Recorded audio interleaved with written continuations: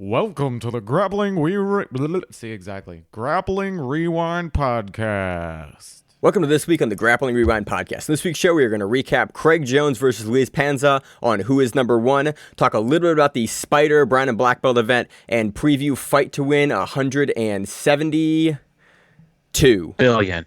Headlined by Yuri, Samos, and Devonte Johnson. As always in the show, I'm your host, Maine, and the co-host, Josh. How you doing, Josh?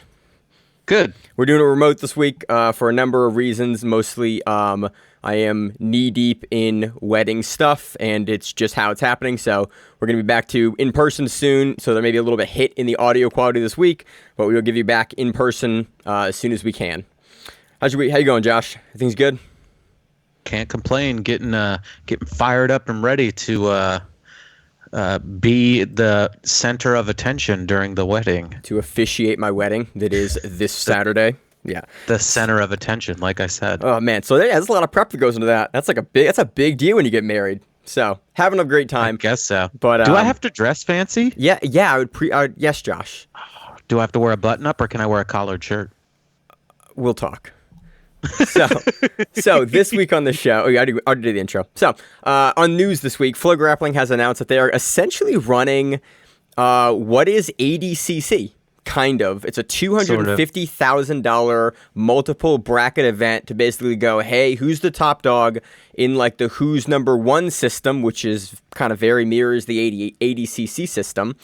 And the prize money is pretty much exactly the same as ADCC, and with payouts to the winners and the second and third place, much like ADCC, like very comparable payouts.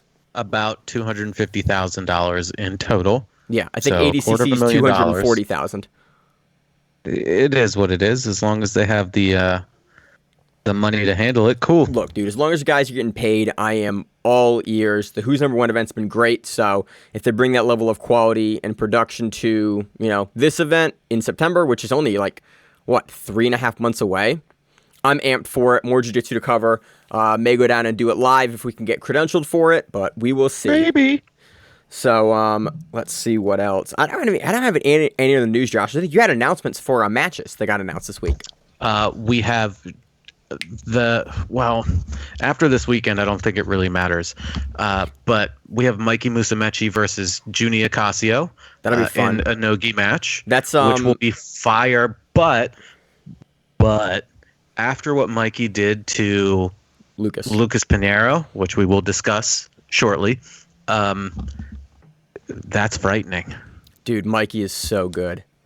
I mean, Junie's amazing too, and his match with Lucas was really good, but man, that is Junie. I mean, Mikey is frightening at anything under 145.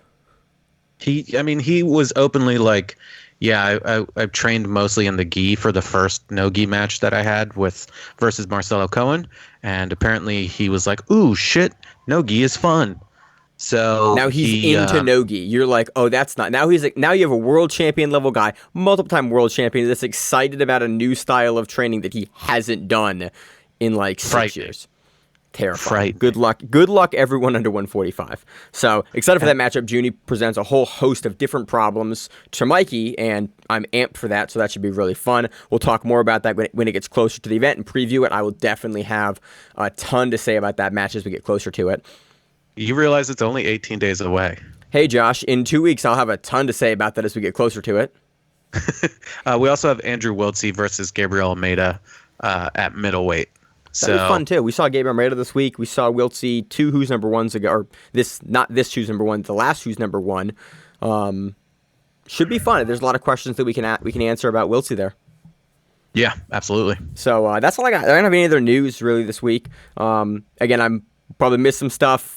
Wedding planning is a thing. Let's move into the main event. Let's talk about Who's Number One, Craig Jones versus Luiz Panza, unless you got anything else, Josh. No, do you want to start from the top or you want to go to the undercard? Let's start with the top first. Unless you want to start with undercard. No. The semi-main event, the co-main event, that's what I was looking for. And the main event in total were a minute long? Maybe a minute, 10 seconds? I think in total 3.5, 4 minutes. No. I went back and watched the Pinheiro. Jones versus Panza was literally 30 seconds. and Pinheiro versus Musamechi was like 35 seconds. No, it was like 2 minutes. It was like 2.5 minutes. No, it was not. I just watched it again, Josh, because I thought the same thing. There was a whole reset there. 90 less than 90 seconds. Okay, so moving on. Let's talk about Craig Jones versus Luiz Panza. It kind of went how I think most of us anticipated it going. Craig Jones was going to get into the legs, and then he was going to heel hook Panza. If Panza wasn't able to escape from that initial onslaught and kind of slow the pace down for Craig, he was, it was going to be a different match, but Craig kind of enters in the first exchange, and then Panza goes to sit behind him, and Craig knocks him over with his free leg on the, basically, Panza trying to free the knee line, and that's kind of all she wrote. Yeah, he immediately, intertwined his legs, sucked himself up onto the hip and got the knee line inside where he needs it, grabbed the heel hook and called it a day. Yeah. And I'm watching it, and 49 seconds. He really exploded well off the shoulders there to get his entire body, which is something we've seen from Craig Jones. Like when Craig Jones is on, that is something he does better than almost anyone else in the world, is just explode his body up into your hips. And now he's a long, lanky guy. There is so much distance for you to push him off of you. Most guys can't when he gets in that spot. So that's it. Fun match. Craig, now with Gordon kind of retired in that retired state, sits, I think, in the top 2, top 3, depending on who you want to look at. Maybe top 5. What do you think now? I mean, I want to see him and Kynan. I mean, it asks a lot more. I'm curious with the rankings now where Jones sits as pound for pound. Near the top. Yeah, because the Deniz is in there. We'll see. I'm curious to see who they will match him up with next, because there's a lot of really interesting matchups for Jones. Tyrotolo. Oh yeah, that's announced too. That's gonna be banger. I'm so excited for that matchup. That's 2 weeks. Yes, it's the same card as 18 Junie days, and Mikey. Josh. Yeah. Dude, my brain is fried this week. I have nothing else on the Craig Jones match. It was fun. It's very quick. You can't talk anymore about it. On to the next match. Mikey Musumeci defeating Lucas Pinheiro via a really super nifty inside heel hook. Yeah. Mikey, of course, sat immediately. Sort of gets to the K guard pretty quickly, but then goes right to 50-50. Tries to get the heel hook off of that. Pinheiro escaped. But Musumeci just kind of stuck with what he was doing, sucked it up into the 50-50 again, and then locked it out and, just yanked it. And again, I loved his inverted transition from the 50-50. He did that classic knee bar sweep there, where you're up and you're putting your butt kind of towards them and you're forcing them to hip heist you off. And then he rolls underneath and threads his inside leg through everything, cross-side on the body. And then Pinheiro goes, oh no, both of my legs are trapped. I'm going to try to roll and turn out. Mikey has the other foot still and then is able to just really quickly get to the heel hook. I mean, the sequence is absolutely unrepeatable for someone like me, but it's if you have 3 minutes in total, watch both of those matches. Yeah, really. I mean, there was a lot of absolutely wild transitions on this card. There was a couple. Pretty much half the matches had moments where I was like, "Oh, that is extremely high level," and I will have a difficulty talking about it on the show. That's my first thought now. It is, okay, how am I going to describe that in audio? Because it was wild. Some wild shit happened, and then this transition. So, yeah, again, another very short match. Really cements Mikey in as the number 1 at bantamweight. Pinheiro was previously number 1 at, not bantamweight but they use MMA weight classes at bantamweight, roosterweight, bantamweight for who's number 1. Clearly takes that position. The matchup with Junie has a lot of other, interesting things behind it. Junie's not a guy that I would... Junie's going to be a hard guy to leg lock, and Mikey has made a lot of hay recently with the leg locks, so curious. Well, this is technically his first career heel hook. No. Yep. No. He has all the Kayatera footlocks, doesn't he? Yep. Pretty interesting, isn't it? No, it can't be. That's not right. Did you look it up? Is. Did you look it up? It is. Oh, no shit. I didn't even think about that. So That's crazy. So you have to remember he hasn't done no-gi in like before this 5 years. So he would have been a new black, but he has done it as a black belt, correct? No. Oh, no shit. So the that's more you Let's learn, go to the Josh. next match. Exactly. So next match, let's move on to the main card. Let's go to Nikki Ryan versus Gabriel Almeida. Oh, you're passing the other one? What order do you have it in? Which one do you want to do it in? I'm going in reverse order from main event down. Okay, I'm just going to FloGrappling results and just reading it through that way. I have Hinger versus Hosha next, but let's talk about that then. So okay, yeah, really quick. They tried to punch each other repeatedly, and that was it. They literally tied up for 15 minutes. There was an occasional shot. Wagner tried the finger bend like he did against Marcin Held? Yep, Marcin Held at Kasai, I think. He tried that to Hanger. Hanger was hip to it. This was an enormous waste of time. Yeah. Like, nobody was comfortable enough with like overcommitting to do anything. And there's no penalties for not engaging and not starting something. So both guys kind of just ran the clock out like that. Wagner did a bit more. He was a little more aggressive. He was pushing into Hanger more. Yeah, and that was the match. That's what happened. Honestly, like I think Flo should look at that and go, okay, we have to adjust the rules a little bit. Yeah, a lot of it. I mean, that you can't have something like that. That was was nothing, just like nothing wrong with that how killed Wagner. The momentum of it. Nothing wrong with how Wagner or Josh played it. It's within the rules, but you got to make adjustments to your rules there because that was super not fan friendly. And like that was we do more the show every than week. The most boring gi match ever. Yeah. So moving on to another match, Nikki Ryan versus Gabriel Almeida. I have nothing else to say there. That's what happened. Yeah, you can't. Yeah. This for me didn't answer a ton of unfortunately for me, didn't answer a lot of the questions that I wanted it to answer for Nikki Ryan, about Nikki Ryan. To me, we saw a lot of the same. We saw a little bit of his wrestling showcased. We've seen some more of that from him. What I do want to talk about is the 2 back takes that he had on Gabriel Almeida and the defense that Gabriel Almeida used both times to get out of that. I want to talk about that knee tap. He did like a little knee bar tap single to that reach over. No, I'm just talking about the takedown that he did. Oh yeah, that was neat. We've seen that from him before. That's something we've seen him utilize before. But he's hitting it and it's clean. It is clean. Yeah, Nikki Ryan definitely is favoring like an outside single leg knee tap to like like a clothesline. What's the actual term for that wrestling takedown, Josh? It's escaping me right now, and I'm gonna ask Rob, and Rob will be like, "Oh, it's just this."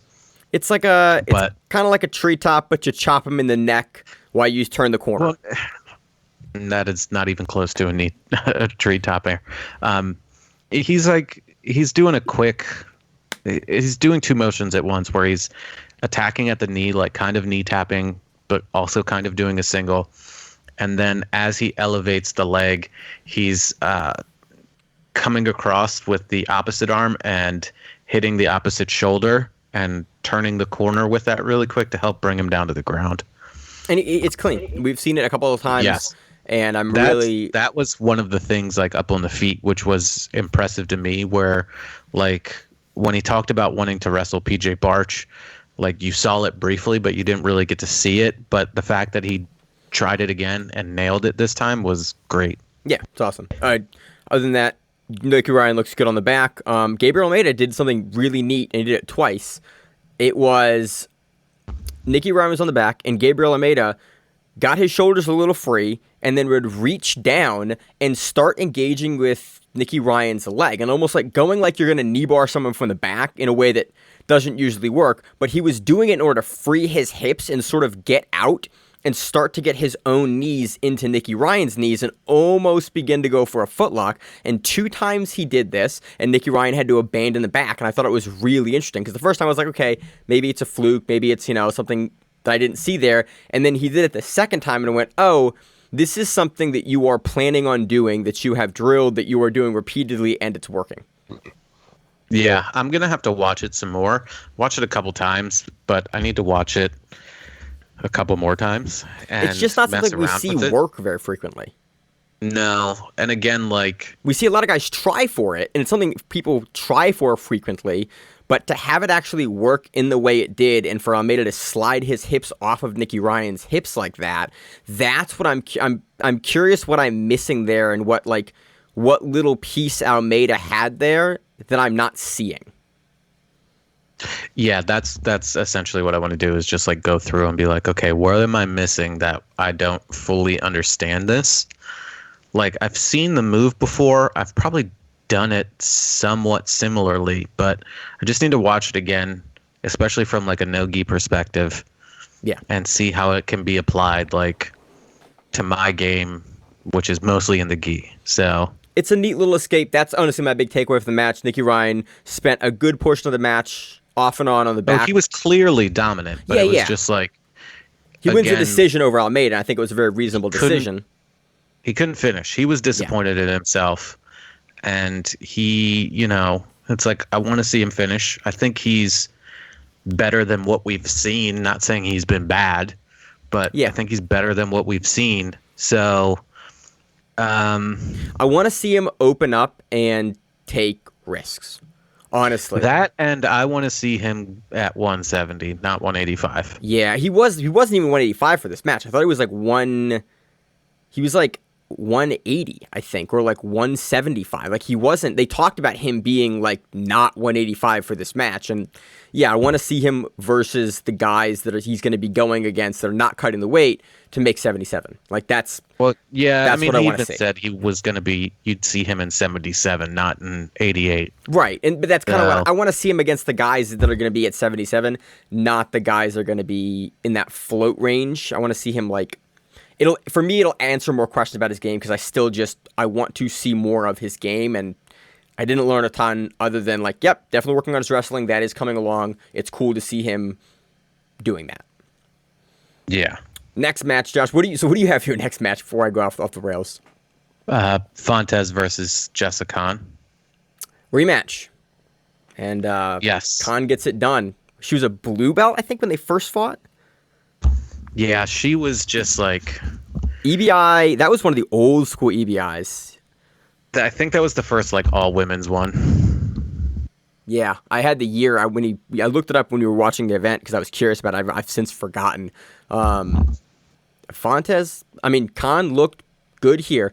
The sequence that she took Fontes' arm with was super neat. Stepped all the way around the head on like passing the knee shield of Fontes, and then just snatches the arm up, switches the grip really nicely, and then finishes like standard armbar.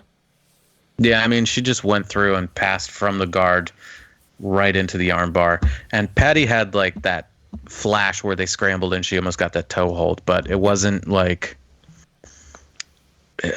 man, she's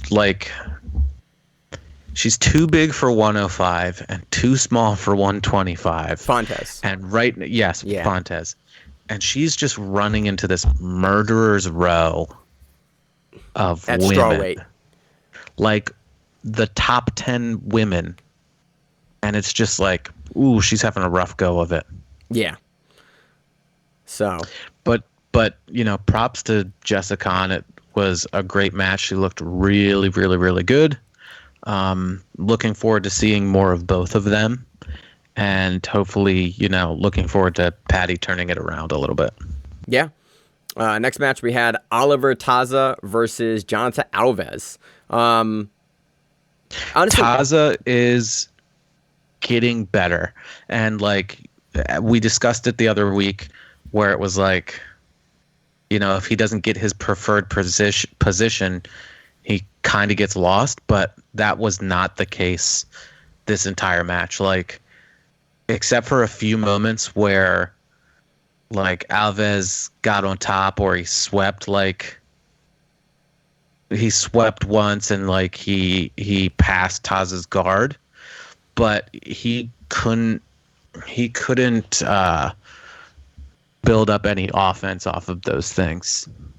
Yeah. So, Tazza was really just on the move and attacking constantly, and he had two deep heel He hooks. he had the one deep heel hook that I went, ooh, that is probably the deciding factor in this match, where you saw Alves like not almost the word slow to defend, but like kind of hung out for a second and then like okay turned it and fought out of it. Yeah, and he had a really interesting, like, especially the second one where he fed his arm through to defend the heel hook. I was like, oh, that's interesting. And he just, he looked like he was eating it a little bit, but then he was like, all right, I'm out. Yeah, that's for me. That's what won the match for Tazza. I mean, it was I watched the decision. The multiple, and it's sort of what we talked about in the preview for it. I think we sort of hit the nail on the head here with this dynamic of the match. Is that Alves is really positional based, and he's not really going to attack you with submissions unless he is in a place that he really wants to do that, which is like your back. And so if he can't get to your back. And Tazza did a really great job of not sort of getting past like he did in the Tama match, where it's like he let Tama control him for large chunks of that match on top. He just didn't let Alves do that. Like he never let Alves get into like a really dominant passing position and stay past for a long period of time. He'd always get him off and then, move back into trying to get his game going. And he sort of stopped Alves in this match in a way that we really haven't seen Tazza do before against like a super high level guy like Alves. High level in the gi, but yes. Sorry, high level in the gi. Yeah, and Alves is no gi. We're not quite certain where he is, but very high level. I mean, he's good. He's hanging out there with them, but it was what it was. It was a very good match. It was very interesting to watch. I learned a lot. I learned a lot about both guys in the match. For me, it makes it super interesting. I was like, oh yeah, there was some good action, but there was also, we saw different stuff from both guys. We're still learning what Jonathan Alves is doing in the gi, and we're still watching the development of Tazza, coming into black belt and showing off like what he has the ability to do under the kind of DDS tutelage. Sorry to cut you off, yes. Josh. No, that's perfectly fine. I mean, you said it perfectly. Yeah. So I have nothing else on that one. It was interesting. Tazza gets a pretty clear decision under who's number one rules with those sub attempts. On to the undercard. Where do you want to start with this one? Because these are all fun. These are all fun matches. Do you want to do Galval versus Taggart first? Let's do that. Holy shit. Okay, say his first name, Josh. Michael. It's not Michael. They say it differently. Mikael. Yeah, Mikael. Galval. Mika. Galval looks amazing. Like, we have not seen... Dude's a killer. Just, his passing is good. His transitions are good. His sub attempts are good. He's mean. He's aggressive. There are 3 sequences in this match that blew my mind. Towards the end of the match, Tackett shoots. They have like hand-on-hand grips. Tackett throws it up, shoots for a blast double leg. Galval sprawls on him, turns the corner, goes to the back, then inverts and starts taking the back as Tackett is still like sort of trying to drive out of the shot. Yeah, it's like, where are they finding these kids? Manaus in Brazil. That's where. It's insane. Something's in the water, man. But that dude, and he's at Fight Sport now with Dorino and Cyborg and Maggie Grindotti and whoever, Baby Monster's there, and like Jay-Z Cavalcante. Cavalcante's there. He has a really cool Did you see that match? Did you see that match? The armbar match? Where he did that giant, like, he did essentially a head kick and then went into an armbar? Yeah, it was, I saw it in an old MMA fight in Japan. Okay, off sequitur here. He just did it in the IBJJF Yeah, match. like this weekend. Yeah. Yeah. It was okay, we're talking about, if you haven't got a chance to see, one of Michael Gaval's training partners, Jay-Z Cavalcante, we've covered him a ton on the show, had a crazy finishing sequence where essentially a guy overcommits on like an underhook, and then he does like a side flip, like a head kick. He did a high kick. But throws it over for the armbar from the standing position, and it's sort of like a fall-off high kick armbar, and there's a term for it, and I knew what the term was at Blue Belt because I was a move collector. And I, for the life of me, since I saw this technique, I've been trying to think of what this armbar is called. But it's essentially a flying armbar from the post. and then he rolls through and finishes this armbar, and it was one of the most beautiful sequences I've ever seen from Cavalcante. Yeah, that shit was sick. Michael Galvao was training with like that kind Those of people. submission grappler and looks the part. I mean, and Tackett did a great job absolutely. defensively. You know, he was active. Like you saw him towards the end of the match start to get a little tired there, but still, even the ending sequence of the match, still going for double leg, still pushing the action, which is one of the things we really appreciate about both Tackets that we cover frequently is that even when they're like late into the match and tired, and you know, we saw William take a match from like on like 6 days notice or something like that, they're still going to push the pace as much as they can throughout the match and not usually going to give us a boring match. So even when they lose, again, you know, I was impressed with the wherewithal here. He fought off Michael Galvao's Nogi Ezekiel from the top for probably the better part of 5 minutes throughout the match, here and there. Mm-hmm. You know, he kept his elbows in. Like, Galvao was just relentless on top. Tackett even started to get his own passing sequences going from time to time. We saw work from Galvao on top. We saw work from Galvao on the bottom and the guard play. If you're curious about the next up-and-coming crop of the top-level no-gi grapplers in the sport, watch this match. There's a ton to take away for where both guys are at, and impressive through and through. The fact that this is an undercard match and it's free and you can go find it regardless of what you have, go find this match. There's a ton of really, really neat stuff to watch. So what did you take away from the match, Josh? That Michael Galvao is frightening as hell, and so is Andrew Tackett. I think frightening is the best way to put it. Like, at any point in time, just gonna hit you with some crazy next level wild shit. Yeah, and that's the thing. Like, that's what I love about the young guys, though. The young guys with something to prove, they will throw stuff. Like, I'm not gonna say out of position, but they're not gonna take the safe route. Like, they're gonna take the I'm trying to prove a point and like make a statement route with their subs. And like that passing sequence from Galvao, like he could have sprawled, he could have like stayed heavy in the head, but no, he sprawled, turned in the corner, got inverted, started taking the back off of that. Like the Darcy, like everything he did, you could see that the intent was to finish, not I'm going to hold you here, catch my breath, work and wait until I'm comfortable, then I'm going to go. Like everything he was doing was pushing towards the finish, and Andrew was working as well for the same thing. Like he was working to get on top, working to get his own game going, and we got a great match out of it. Yeah, absolutely. I mean, yeah. Decision for Galvao. Looks great. Any other pieces you want to add, Josh? Any like kind of technical pieces? There is a ton to kind of talk about in the match. I mean, there's a ton of stuff to break down, and we could literally spend like the next 45, 50 minutes just breaking down little minute pieces, but just go back and watch it a couple of times and yeah.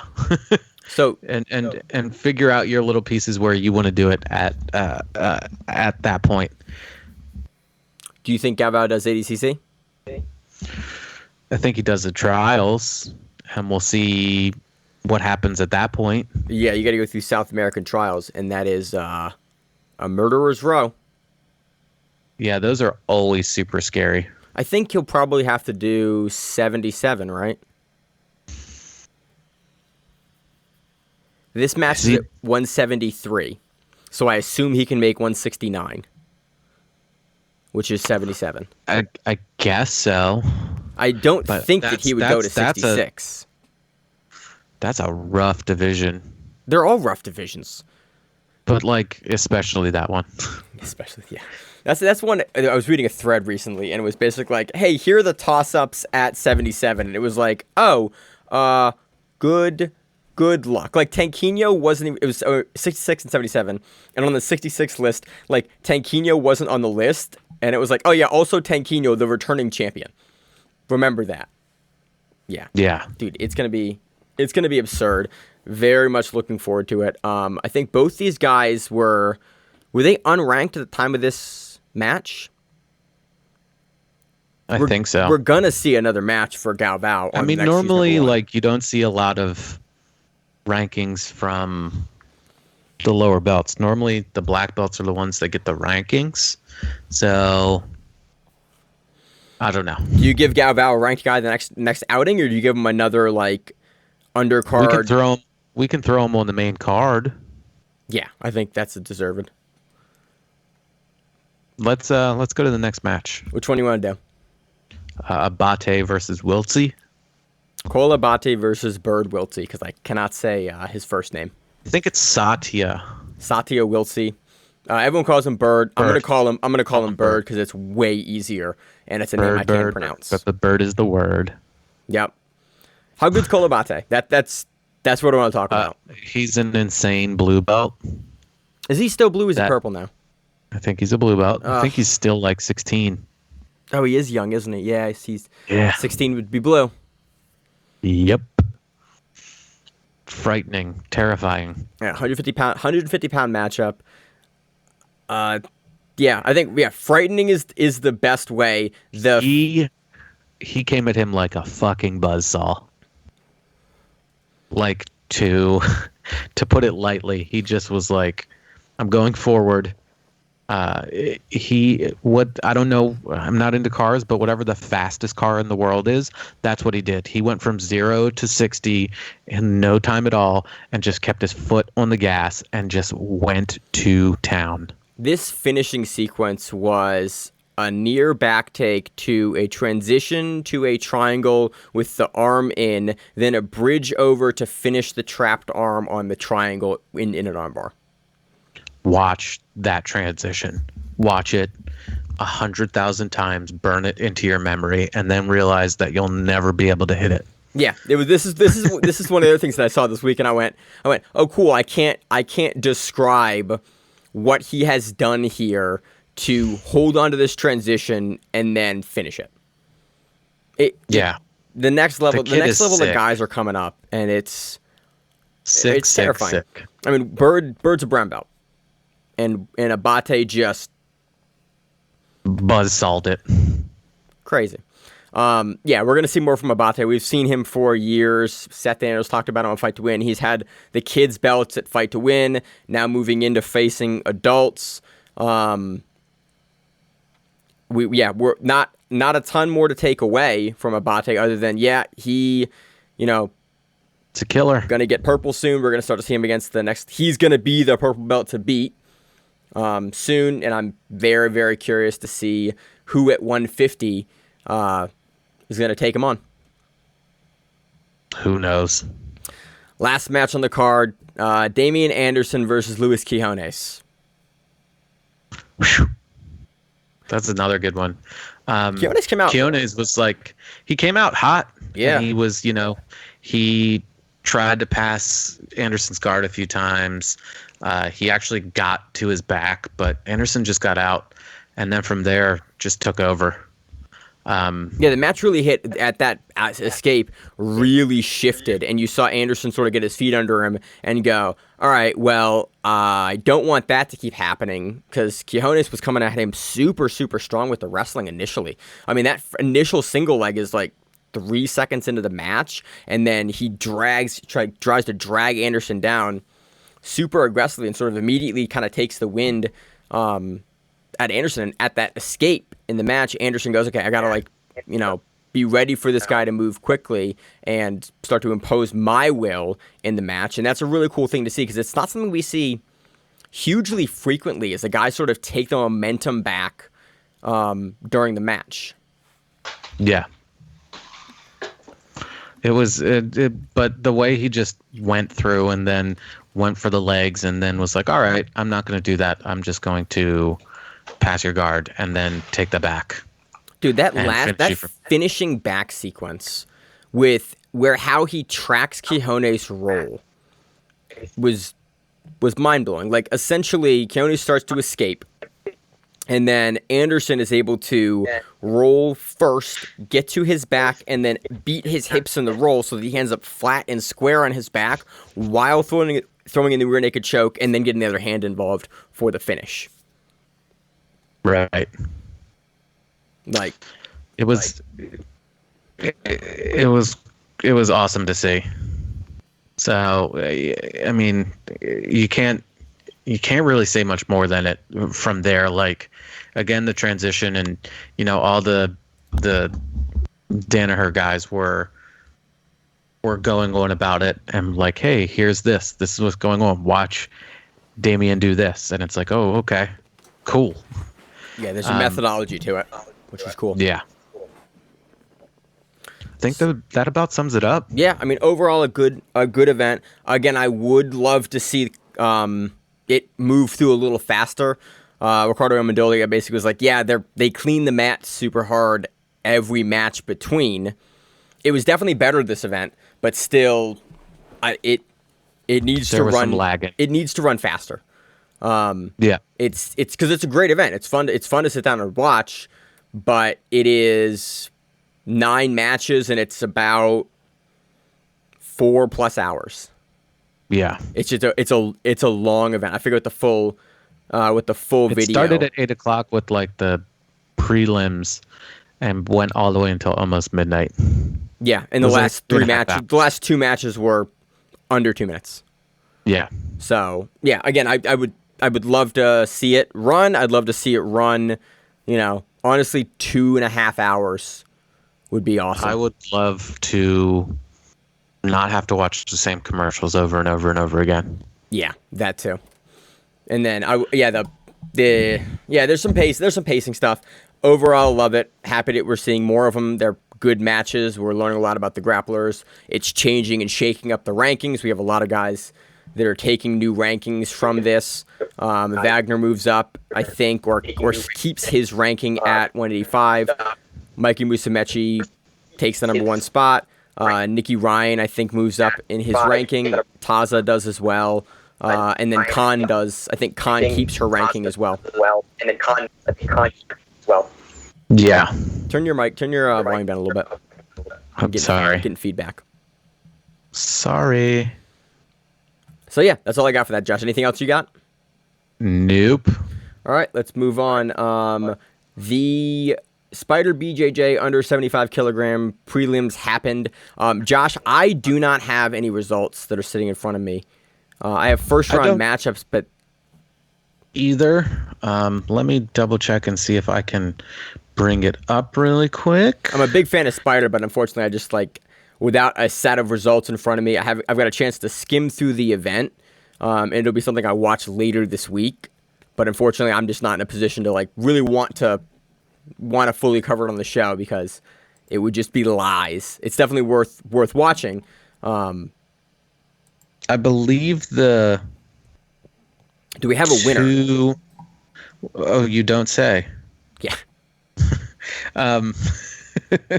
I just wish it wasn't. Jonathan Pesano won. Okay. I will say that. From Dream Art. Yes. And we've covered him before. We know him. Yes. And then, oh God, I'm dying, and I don't have the names in front of me. Because usually they stick the first place and the second place in the main event, in the main black belt tournament.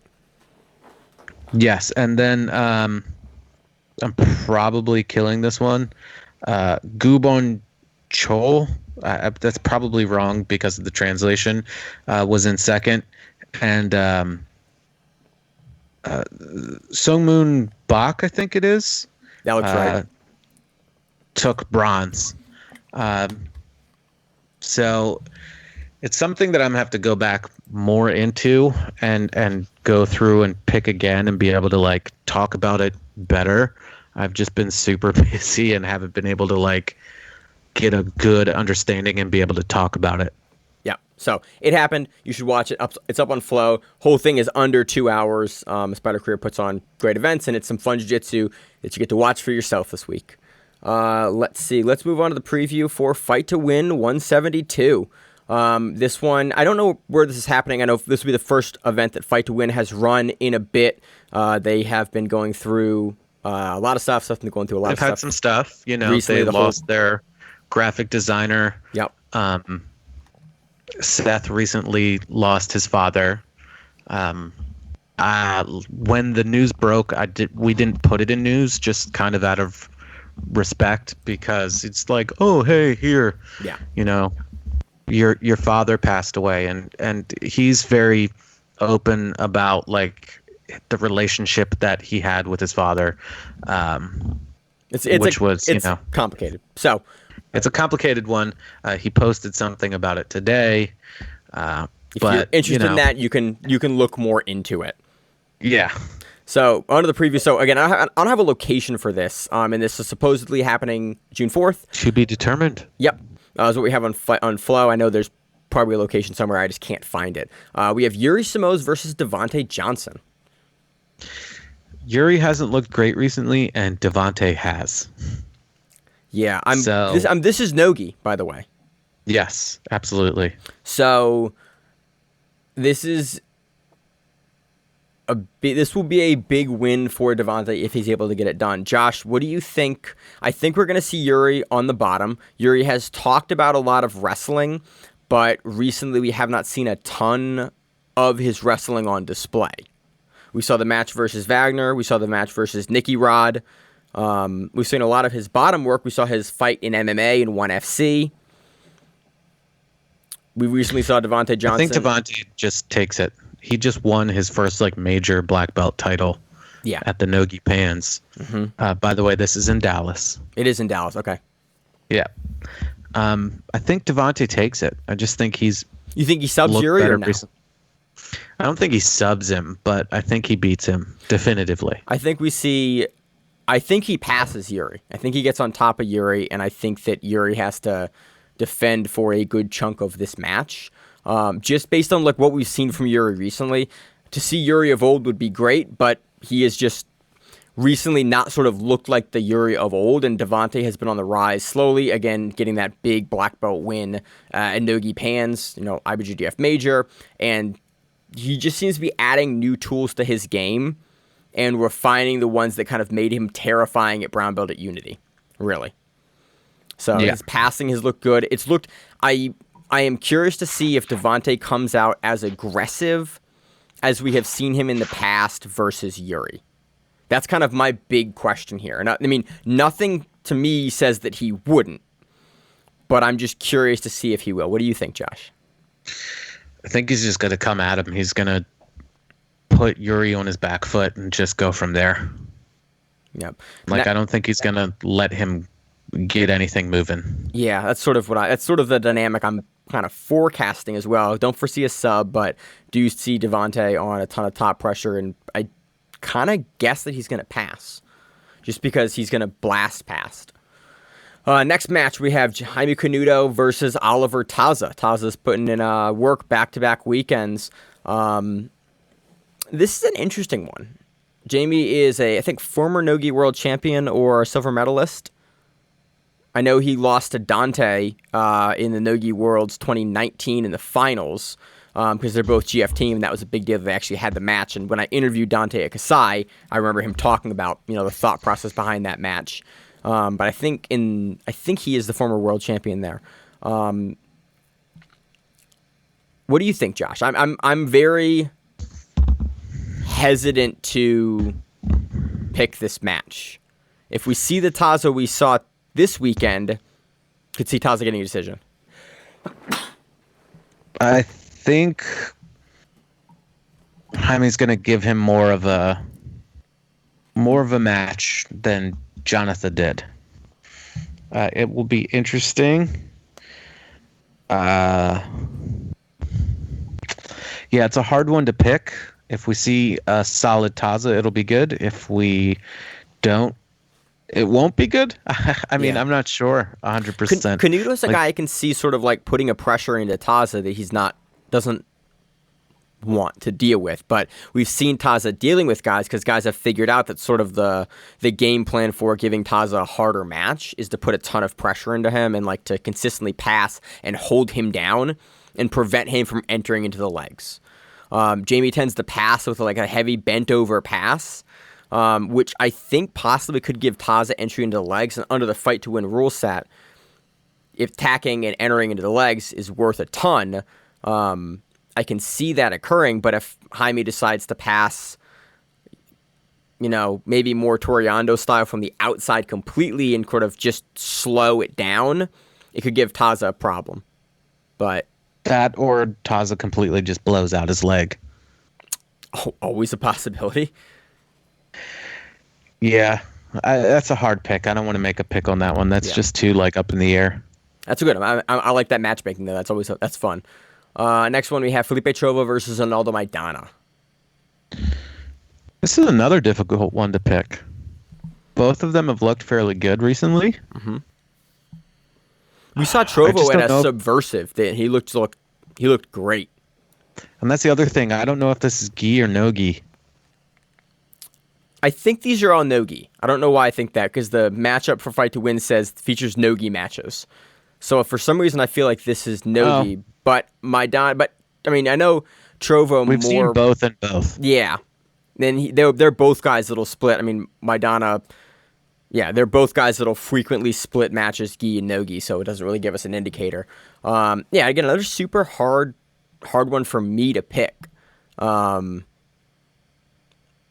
I kind of want to lean Trovo here, just because the last 2 times I've seen him, he's really impressed me.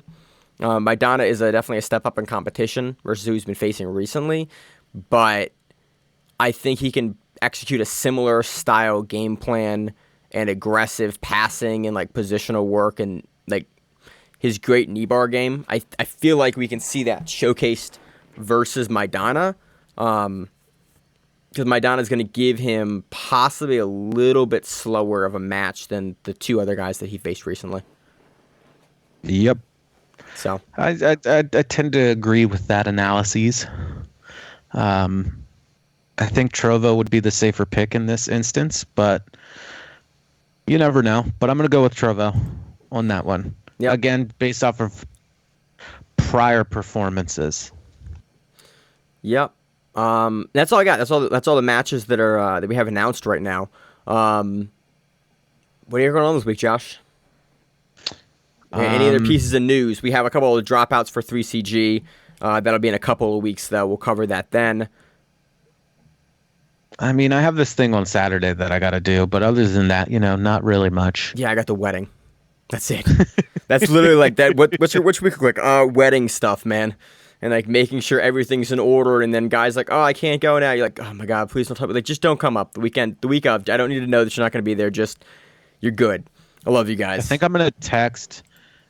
Please message me at chops_and_chokes. Ideas to stress Maine out for the rest of the week. Please don't do that. It will be amusing to watch him lose his mind. I'm already doing that. Please don't do that. Weddings are very stressful. Look, all you need to do is go to a little hot pot, have some Fujo fish balls, and call it a day. That was good. Oh, yeah, that's kind of like outro worthy. We got you, Simon, and Zach together for like a bachelor dinner for me. And that's the first time we've all actually, I think it's the first time Simon and Zach have like met each other in real life. And that just made me laugh hilariously, because they've been in the chat for like 2 years talking, but have never formally met. And so that made me laugh.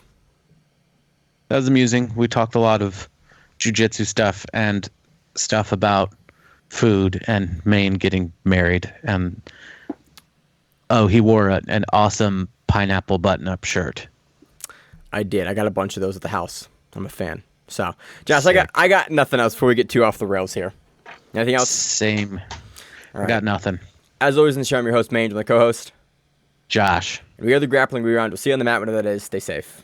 If you like the show, please consider sharing it on Facebook with the folks at your gym. It's the best way that we grow the show, and we really appreciate it. You can reach out to us on email. We also have Instagram. We have Facebook. We have Twitter. We have Google+. Until that shuts down. We have a website. If you have an event you would like to have us cover, please let us know.